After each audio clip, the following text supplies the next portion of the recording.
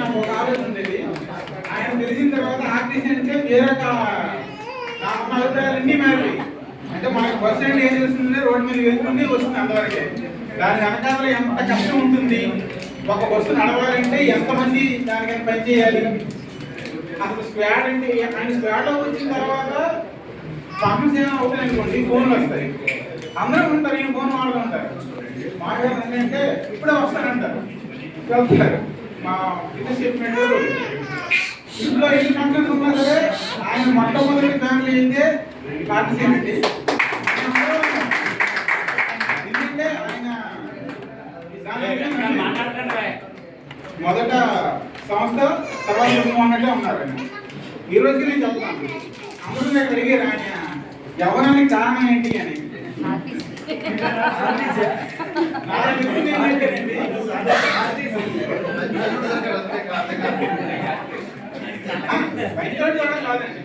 నాకేం దొరికారు.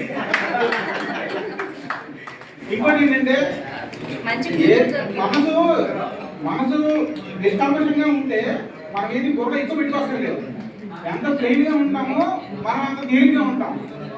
సగం వైపు నిలబడడానికి కారణం అనవసరమైన టెన్షన్. టెన్షన్ లేకుండా ఎవరో ఉండలేరు. కానీ ఆయన ఎన్ని టైం చేయాలన్నా కూడా ఆయన ఎప్పుడు కుటుంబమే చూపించలేదు.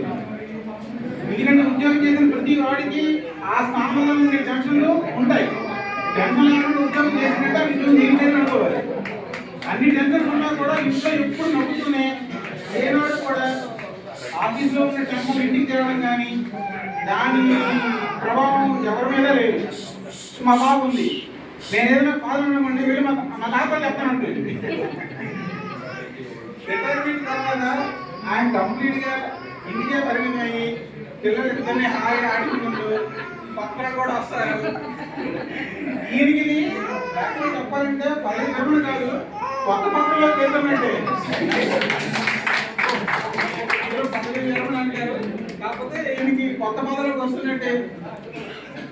ఆ రిటైర్మెంట్ చాలా హ్యాపీగా ఉండాలని కోరుకుంటున్నాను. ఈ అవకాశం ఇచ్చిన అందరికీ thank you. Thank you sir. మామ అందరికి సపోర్ట్